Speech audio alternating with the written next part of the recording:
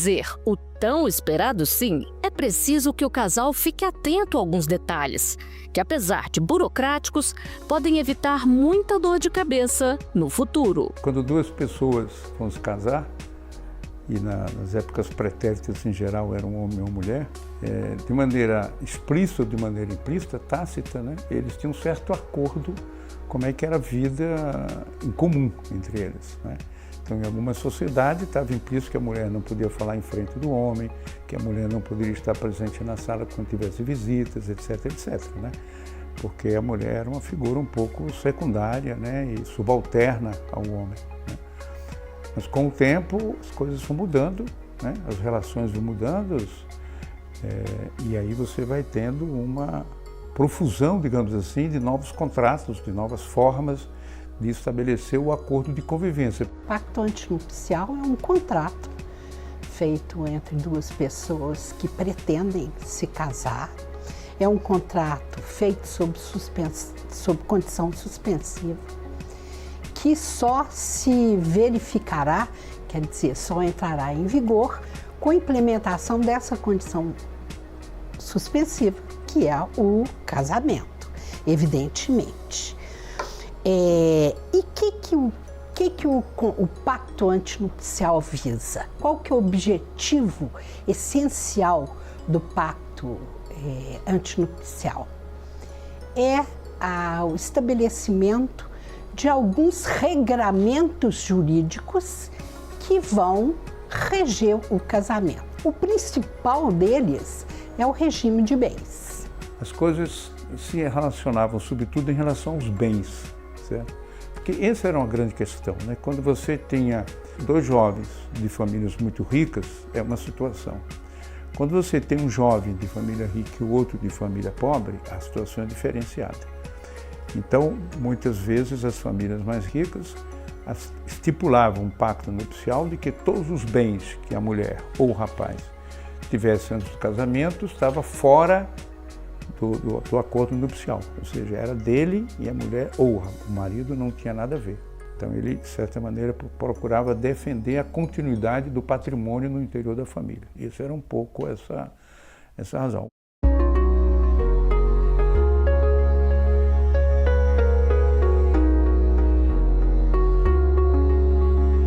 Hoje no Brasil, isso desde dezembro de 1977, o regime legal oficial de um casamento é geralmente o da comunhão parcial de bens. As pessoas que pretendem se casar sob o regime da comunhão parcial de bens não precisam propriamente de um pacto antenupcial.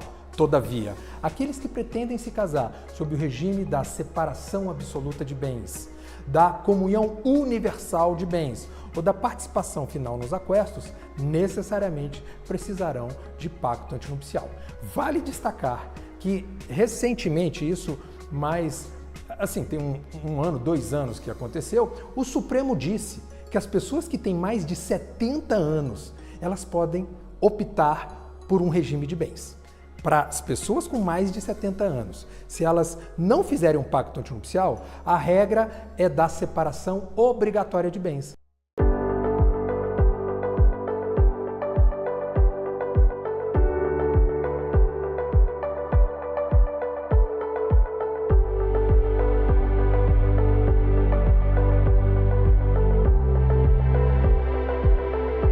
A grande maioria das pessoas, quando vai casar, ela pensa assim, o que eu tenho, né, antes é meu, o que a gente construir juntos é nosso. Esse é o raciocínio da grande maioria dos casais.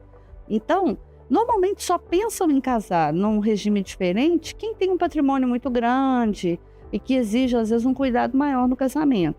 Aí, quando essa situação acontece, as pessoas estabelecem um regime diferente, ou de separação, ou de comunhão universal, e para isso elas precisam do pacto. Quando o casal não convenciona qual o regime de bens, eles vão ter um pacto que a gente chama legal, ou seja, você tem um pacto antinupcial, só que ele é arrogo, como diria-se de forma jurídica, e vale o que está escrito na lei pela comunhão parcial de bens ou separação obrigatória. São os 2 regimes legais que a gente tem. Caso o casal decida optar por um regime da separação de bens convencional, ou comunhão universal, ou participação nos aquestos, ou ainda dentro do atual que a gente tem, a comunhão parcial, mas de uma forma mais personalizada, o que acontece? Eles precisam estabelecer essas regras em um pacto antinupcial.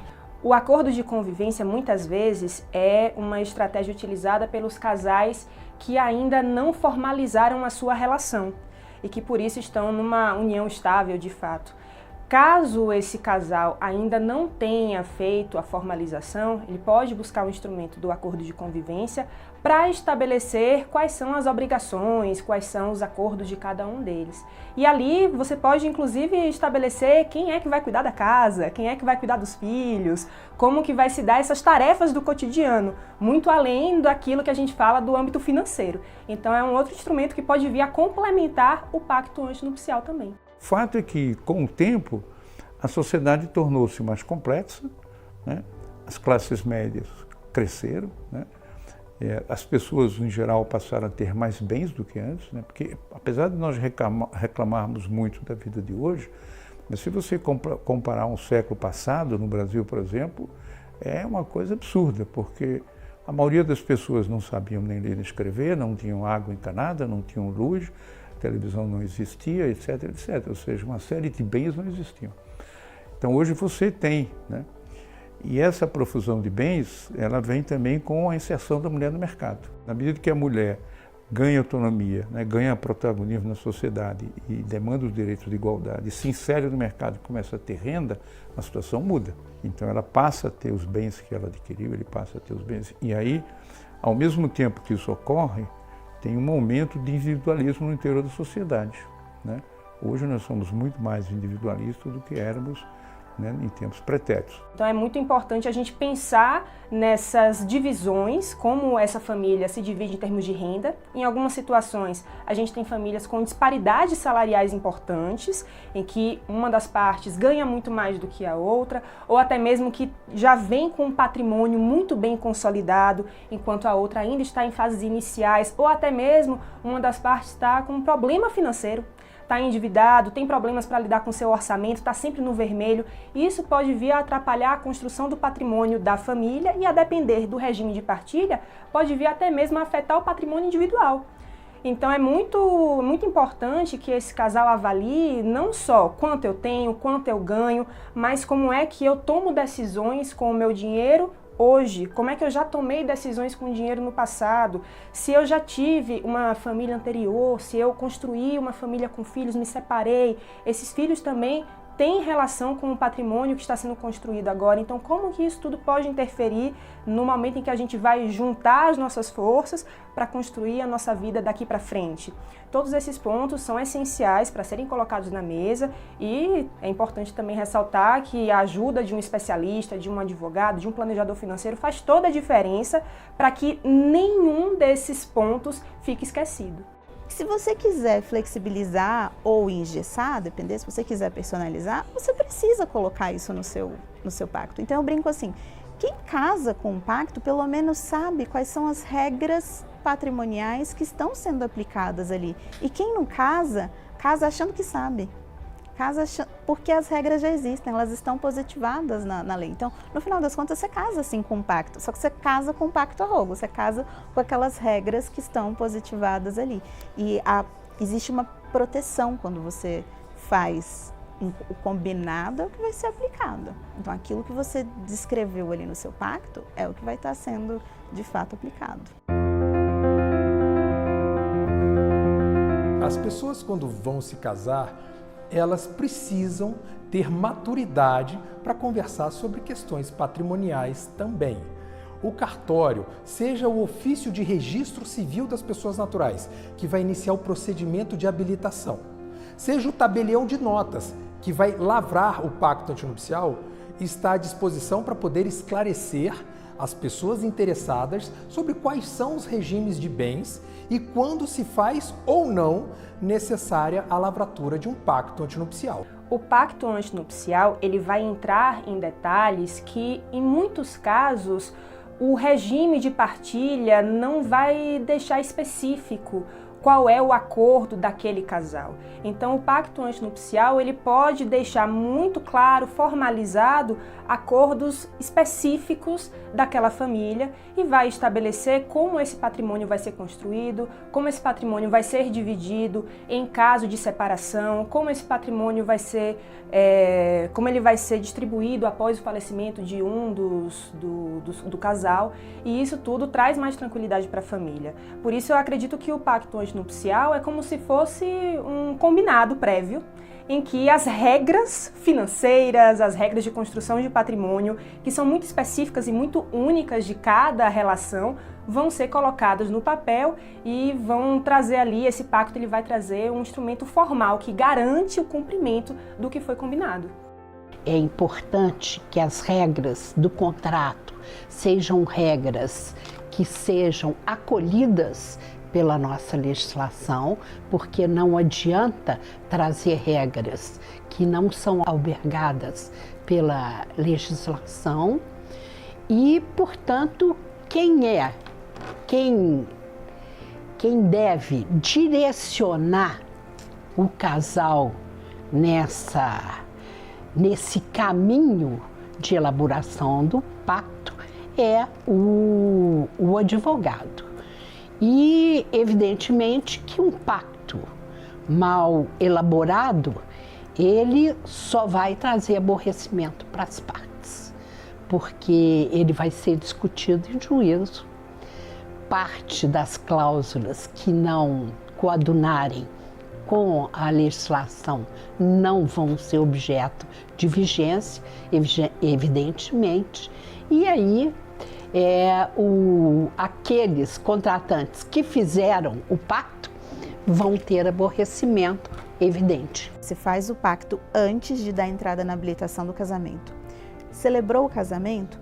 Depois da celebração do casamento, você tem que pegar a sua certidão de casamento com o seu pacto antinupcial e levar até um cartório de registro de imóveis e pedir lá o registro desse pacto ou no imóvel do casal. Então, se o casal tem um imóvel, ele faz o registro lá.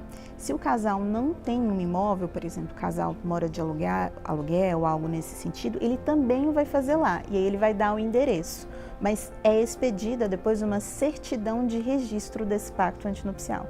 Esse registro ele é importante para que aquele pacto tenha publicidade e ele vincula, inclusive, a validade daquele pacto. O pacto antinupcial precisa ser feito por escritura pública nas notas de um tabelião, sob pena de não ter validade e nem ser admitido no processo de habilitação de casamento.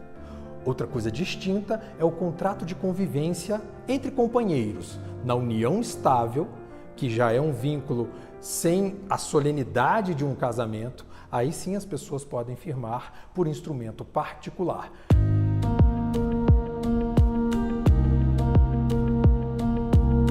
Como é um contrato, ele pode, desde que ele estabeleça regras claras e regras que não sejam contra a legem, ele pode estabelecer qualquer coisa com relação a bens.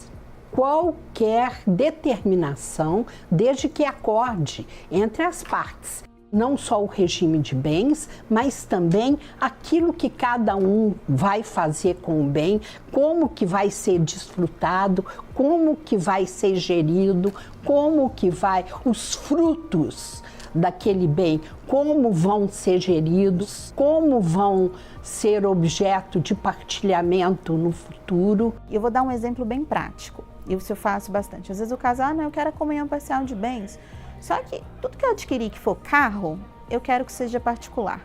Então a gente pode colocar que o casal escolhe o regime padrão da comunhão parcial de bens, mas que todo veículo que seja adquirido seja incomunicável. A gente coloca sobre veículos adquiridos e os posteriores, que sejam, por exemplo, considerados como incomunicáveis, sejam bens particulares. Eu tenho um exemplo de pacto misto. Agora, é importante, mesmo que o pacto seja misto, que a pessoa indique qual é o regime principal. Eu não posso ter o nome regime misto. Eu vou ter qual é o regime padrão e depois eu vou ter algumas personalizações. As pessoas, às vezes, talvez por constrangimento e o que é errado, não conversam muito sobre os regimes de bens. Mas há sim aquelas pessoas que já conversam bastante e que colocam cláusulas quanto, por exemplo, a tarefas domésticas, quanto ao ensino dos filhos, vai ser um ensino militar, religioso, colocam alguns projetos sobre limitação de exposição em redes sociais. Todas essas cláusulas podem ser colocadas num pacto antinupcial. Hoje são pactos escritos em geral, né? São uma espécie de contratos, né? Que uma pessoa, né, faz um contrato com a outra para viverem juntos sob determinadas condições. Quais são essas, né? Então, os bens que você tem são seus, os bens que eu tenho são meus.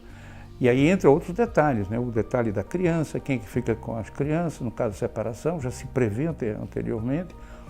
Nos casais que pensam ter crianças, porque hoje alguns casais decidiram não ter crianças. Hoje é uma coisa que surge e cresce, por várias razões, né?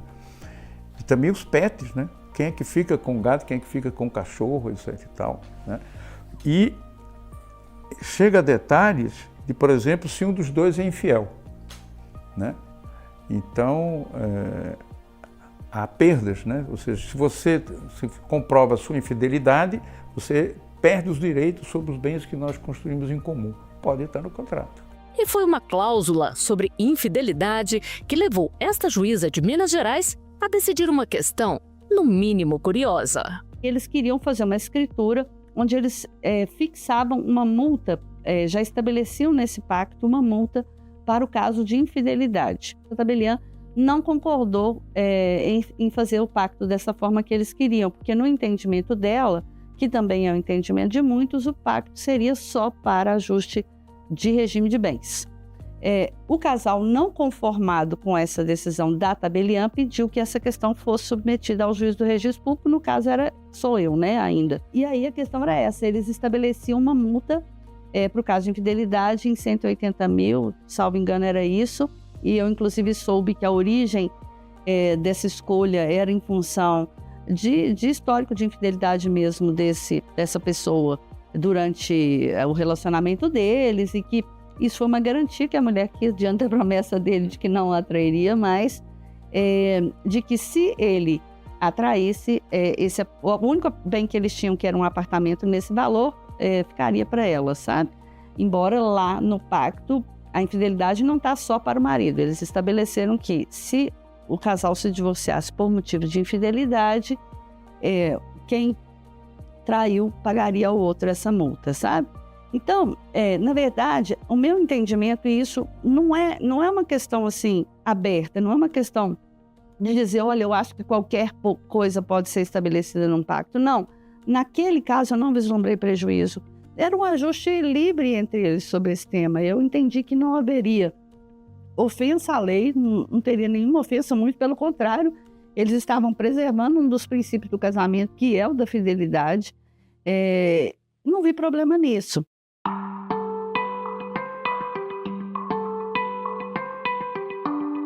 É importante pensar não só na separação, mas em como fica essa família no caso da falta de um deles. Se eu vier a falecer, se o meu parceiro, a minha parceira vier a falecer, como é que ficam os meus filhos? Como é que eu fico? Eu consigo ter acesso a esses recursos? Eu tenho um planejamento sucessório aqui bem organizado para que eu consiga usufruir desses bens e para que eu garanta a segurança, a qualidade de vida minha e da minha família?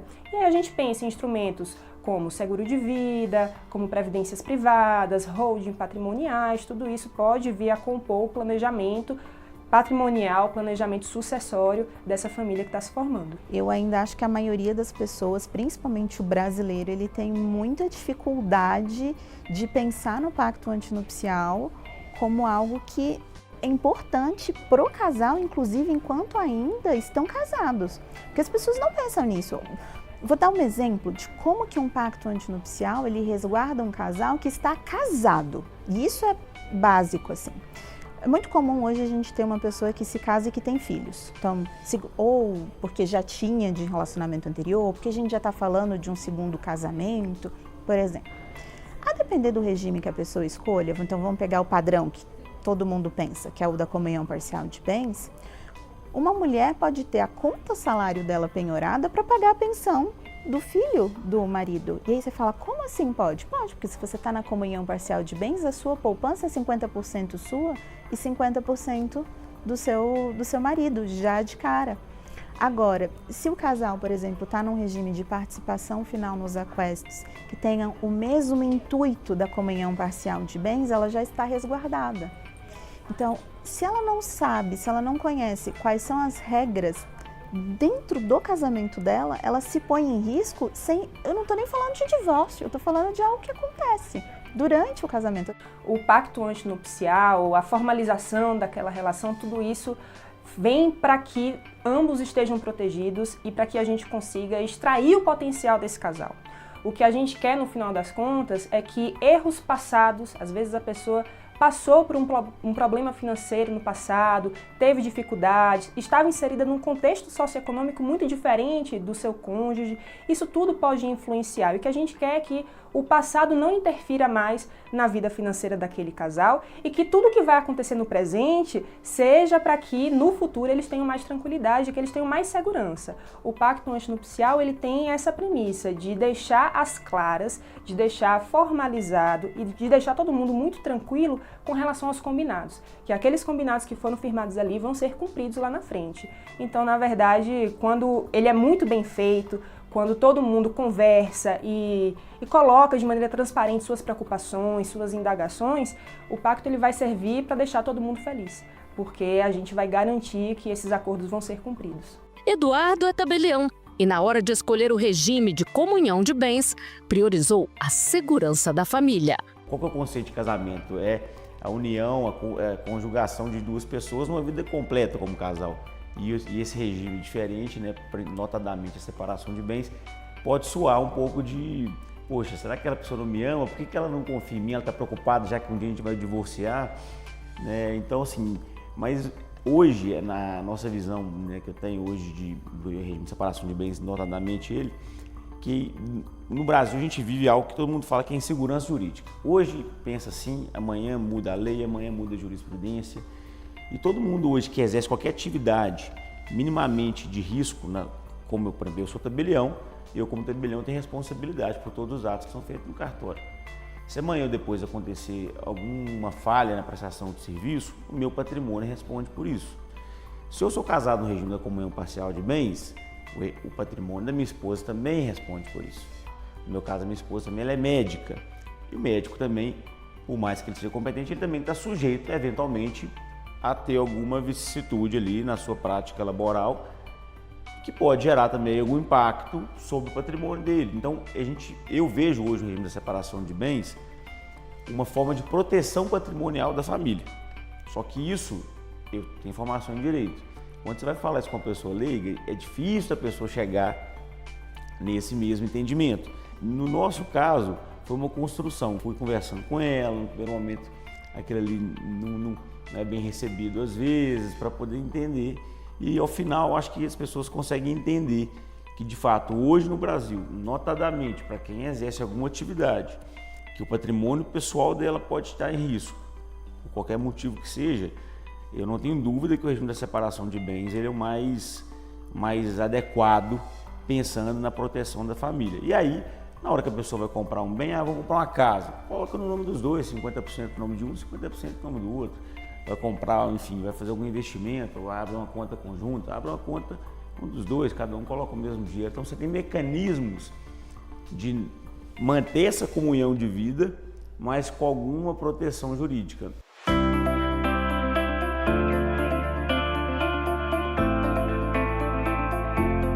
Esse projeto de felicidade pode estar ali naquele pacto e no futuro. Caso o juiz verifique, em eventual ação de divórcio, que haja algum conflito com o princípio da igualdade, da solidariedade, o juiz controla a eficácia ou não daquela certa regra. O que eu posso dizer então é que as cláusulas no pacto antinupcial, essas cláusulas elas gozam de uma certa flexibilidade e as pessoas podem sim colocar ali o seu sentimento de certa forma para que isso reflita a maturidade da conversa do casal e o projeto de felicidade no convívio. não quebra propriamente o romantismo, porque, primeiro, é uma coisa esperada, né? Quer dizer, não é algo extraordinário que você vai fazer, não, é algo esperado, né? Algo normal. Segundo, se as regras são bem estabelecidas, você fala ali e não fala mais, entendeu? Não é uma coisa que você traz a todo dia, isso é meu, isso é seu. Não, as regras estão claras, né? Quer dizer, o que você teve antes, você tem, o que eu tinha antes, eu tinha, e o que nós estamos construindo junto é nosso, né? E, no caso da separação, eu tenho 50% e os filhos têm 50%, por exemplo, né?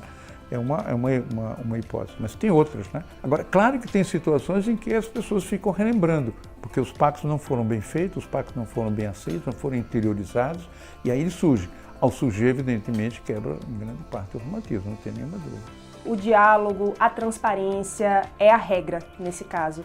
Quando a gente coloca na mesa o que nos deixa angustiados, o que faz com que a gente, às vezes, tenha dificuldade de dormir de noite, quando a gente coloca isso muito às claras, fica mais fácil de entender quais instrumentos, quais estratégias eu posso utilizar para que eu fique muito bem, muito tranquila e para que eu garanta a tranquilidade do outro também. Então, realmente, ainda que seja um assunto difícil, ainda que seja um tabu para a maioria das pessoas, colocar o assunto na mesa e encarar essas dificuldades, essas barreiras é fundamental para que todo mundo saia feliz.